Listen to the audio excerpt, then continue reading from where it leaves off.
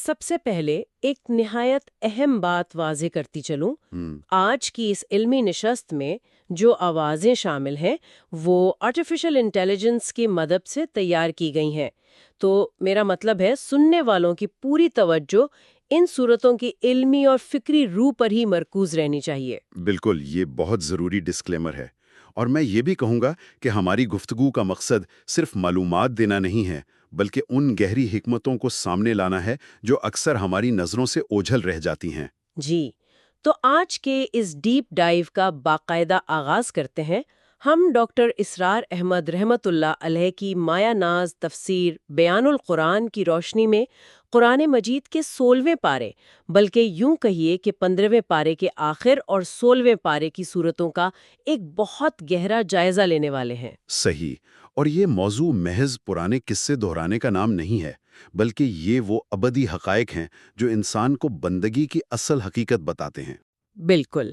اچھا دیکھیں، 16ویں پارے کی صورتوں پر جانے سے پہلے 15ویں پارے کے بالکل آخر میں سورۃ الکہف کے جو 2 بڑے واقعات ہیں، حضرت موسیٰ اور حضرت خضر علیہ السلام کا سفر اور پھر ذوالقرنین کا واقعہ، ان پر بات کرنا بہت ضروری ہے۔ 100%، کیونکہ وہ واقعات دراصل انسانی علم اور الہی حکمت کے درمیان جو فرق ہے اس کو بہت واضح کرتے ہیں۔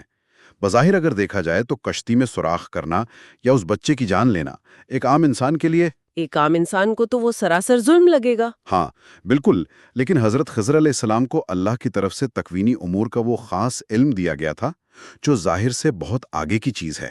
یہ ہمیں سکھاتا ہے کہ بعض اوقات ہماری زندگی میں جو بظاہر نقصانات ہو رہے ہوتے ہیں ان کے پیچھے اللہ کی کوئی بہت بڑی حکمت اور حفاظت چھپی ہوتی ہے۔ ایگزیکٹلی۔ اور اسی طرح ذوالقرنین کا جو واقعہ ہے اور ان کا وہ عظیم سفر، مطلب کیسے انہوں نے یاجوج ماجوج کے فتنے سے بچانے کے لیے وہ لوہے اور تانبے کی ایک مضبوط دیوار کھڑی کر دی۔ جی، اور اس میں بھی اسباب کا استعمال کرنے کا بہترین سبق ہے۔ ذوالقرنین کے پاس طاقت تھی، وسائل تھے، لیکن انہوں نے ان لوگوں سے محنت کروائی۔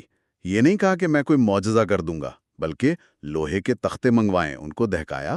یعنی محنت اور عمل کا پہلو ہر جگہ موجود ہے، اور یہی پہلو ہمیں سورت مریم میں بھی نظر آتا ہے جب ہم 16ویں پارے میں داخل ہوتے ہیں۔ بالکل، سورت مریم کا تو آغاز ہی ایک عجیب ہیبت اور پاکیزگی کے منظر سے ہوتا ہے۔ وہ منظر جب حضرت مریم علیہ السلام نے خود کو اپنے لوگوں سے بالکل الگ کر لیا تھا، وہ مسجد اقصیٰ کے ایک مشرقی گوشے میں چلی گئیں، وہ مکمل تنہائی اور اعتکاف کی کیفیت تھی۔ اور ذرا اس لمحے کی نفسیات کو سمجھیں، مکمل تنہائی ہے اور اچانک اللہ کا ایک فرشتہ ایک بالکل صحت مند اور کامل انسان کی صورت میں نمودار ہوتا ہے۔ تو کوئی بھی گھبرا جائے گا۔ گھبرا جانا تو ایک فطری بات ہے، لیکن حضرت مریم علیہ السلام کے منہ سے بے ساختہ کیا نکلتا ہے؟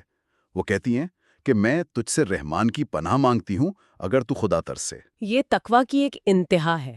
ہاں، یہ ان کی اندرونی پاکیزگی کا ثبوت ہے۔ اور پھر فرشتے نے جب یہ خوشخبری دی کہ اللہ انہیں ایک پاکیزہ بیٹا عطا کرے گا، تو حقیقت میں یہ ایک بہت بڑی آزمائش کا آغاز تھا۔ کیونکہ بغیر باپ کے ولادت اس معاشرے میں جہاں لوگ تانے دینے کے لیے تیار بیٹھے ہوں، کوئی آسان بات نہیں تھی۔ ہاں، اور درد زہا کی وہ تکلیف جب وہ ایک سوکھے کھجور کے تنے کے پاس بیٹھ گئیں، وہ شدت جذبات میں کہتی ہیں کہ کاش میں اس سے پہلے مر چکی ہوتی۔ وہ ایک بہت ہی نازک انسانی لمحہ ہے، اور وہیں سے الہی مدد شروع ہوتی ہے۔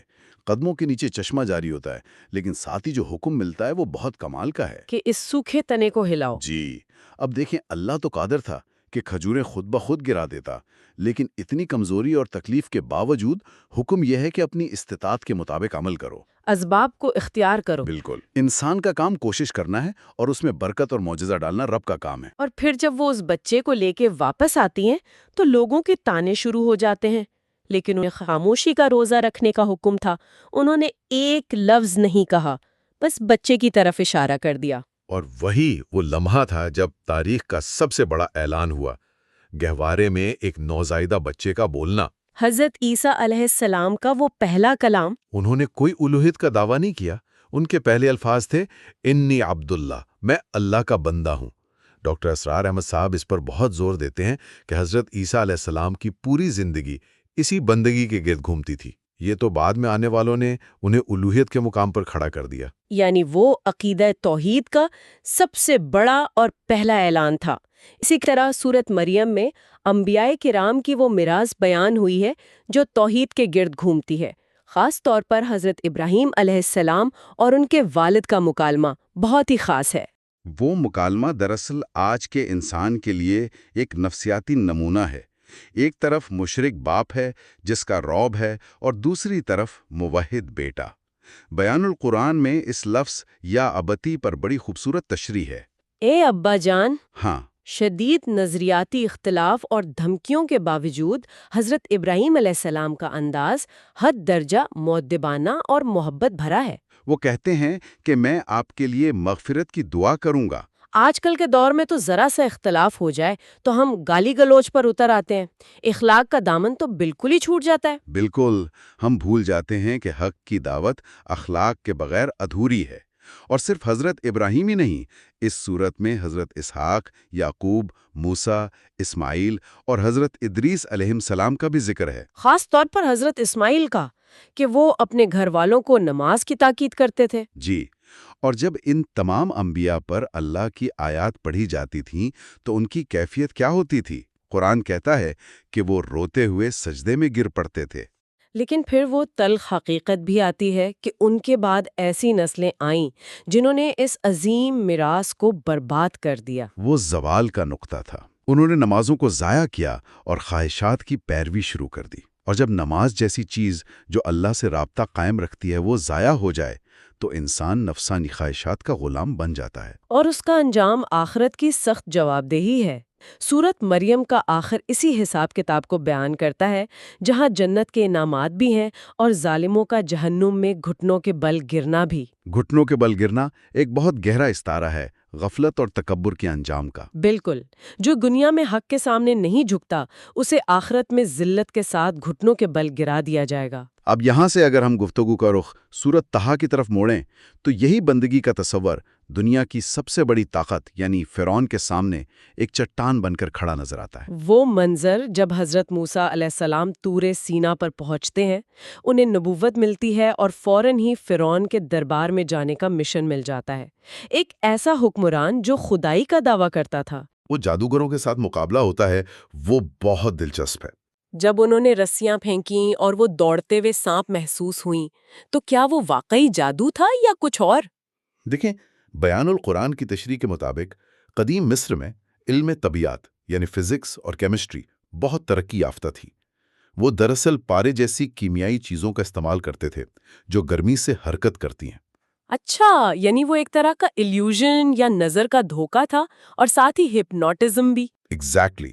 اس نظر کے دھوکے نے ایک لمحے کے لیے وہاں موجود ہر انسان، حتیٰ کہ حضرت موسیٰ علیہ السلام میں بھی خوف پیدا کر دیا۔ لیکن جب اللہ کے حکم سے انہوں نے اپنا عصا پھینکا تو وہ کوئی کیمیکل ری ایکشن نہیں تھا، وہ ایک حقیقی معجزہ تھا۔ جی، اور چونکہ جادوگر اپنے فن کے استاد تھے، وہ فوراً سمجھ گئے کہ یہ انسان کی کاریگری نہیں ہے، یہ رب العالمین کا کلام ہے۔ اور ان کا وہ ری ایکشن، چند لمحے پہلے وہ فرعون سے انعامات مانگ رہے تھے اور سچائی دیکھتے ہی سجدے میں گر گئے، اور جب فرعون نے دھمکی دی کہ میں تمہارے ہاتھ پاؤں کاٹ کر تمہیں کھجور کے تنوں پر سولی چڑھاؤں گا، تو ان کے جواب میں کیا بے خوفی تھی۔ انہوں نے آنکھوں میں آنکھیں ڈال کر کہا کہ تو جو فیصلہ کرنا چاہتا ہے کر لے، تو صرف اس دنیا کی زندگی ختم کر سکتا ہے، ہماری روحوں کو نہیں مار سکتا۔ دنیاوی لالچ سے لے کر ابدی سچائی تک کا یہ کیسا بے مثال انقلاب تھا۔ یہ تب ہوتا ہے جب ایمان دل میں اتر جائے۔ لیکن اس شاندار فتح اور بنی اسرائیل کی نجات کے بعد سورہ طٰہٰ ایک بہت بڑے اندرونی فتنے کا بھی ذکر کرتی ہے۔ سامری کا فتنہ۔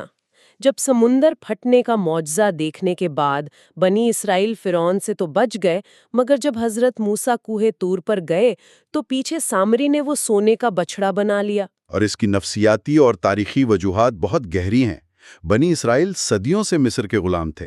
انہوں نے مصریوں کو گائے یا بچھڑے، جسے ایپس بل کہا جاتا ہے، اس کی پوجا کرتے دیکھا تھا۔ تو وہ غلامانہ ذہنیت ان کے اندر رچی بسی تھی۔ بالکل۔ سامری نے کوئی آسمان سے اترا ہوا جادو نہیں کیا، اس نے صرف ان کی اسی نفسیاتی کمزوری کا فائدہ اٹھایا، زیورات پگھلا کر بچھڑا بنایا جس سے ہوا گزرنے پر آواز آتی تھی، اور قوم نے پوجا شروع کر دی۔ یعنی وہ جسمانی طور پر تو آزاد ہو گئے تھے، جی لیکن ذہنی طور پر اب بھی مصر کے کلچر کے غلام تھے۔ جب حضرت موسیٰ واپس آئے تو ان کا غصہ اور دکھ کتنا شدید تھا۔ انہوں نے اپنے بھائی حضرت ہارون کو داڑھی اور بالوں سے پکڑ لیا۔ اور ہارون علیہ السلام کی بے بسی کہ قوم مجھے مارنے لگی تھی۔ پھر سامری کا جو انجام ہوا وہ بھی عبرتناک تھا۔ اسے قتل نہیں کیا گیا بلکہ ایک اچھوت بنا دیا گیا کہ وہ ساری زندگی کہتا پھرا کہ مجھے نہ چھونا، اور اس بچھڑے کو جلا کر سمندر میں بہا دیا گیا۔ اگر ہم آج کی اس پوری گفتگو کو سمیٹیں تو یہ واقعات آج کے انسان کے لیے بہت اہم ہیں۔ آج بھی نت نئے جادو اور ایلیوژنز ہمارے سامنے ہیں، اسکرینز کی چکا چوند اور مادی کششیں، اور چیلنج یہی ہے کہ ہم فرعون کے جادوگروں کی طرح حق کو پہچانیں اور اس پر جٹ جائیں۔ ایسا نہ ہو کہ سامری کے فتنے کی طرح ہم کسی نئے مادی خدا کی پوجا شروع کر دیں۔ علم انسان کو آزاد کرتا ہے، نئے بتوں کا غلام نہیں بناتا۔ تو آخر میں ایک بہت ہی گہری اور فکر انگیز بات ہے جو ہمیں سوچنے پر مجبور کرتی ہے۔ سامری نے جس سونے سے وہ بچھڑا بنایا تھا وہ وہی مال اور زیورات تھے جو بنی اسرائیل مصر سے اپنے ساتھ بچا کر لائے تھے۔ بالکل، وہ وہی نعمتیں تھیں جو انہیں عطا کی گئی تھیں۔ تو ذرا سوچئے، انسان اپنے زندگی میں کتنی بار انہی نعمتوں، وسائل، مال و دولت اور اس ذہانت کو جو اللہ نے اسے بخشے ہیں اپنے لیے ایک نیا بچھڑا تراشنے یا اپنی ہی روحانی تباہی کا سامان بنانے کے لیے استعمال کر لیتا ہے۔ یہ واقعی ایک ایسا سوال ہے جس پر ہم سب کو غور کرنا چاہیے۔ جی، اسی سوچ کے ساتھ ہم آج کی اس تفصیلی نشست کا اختتام کرتے ہیں۔ امید ہے یہ ڈیپ ڈائیو ہم سب کے لیے ایک نیا زاویہ لے کر آیا ہوگا۔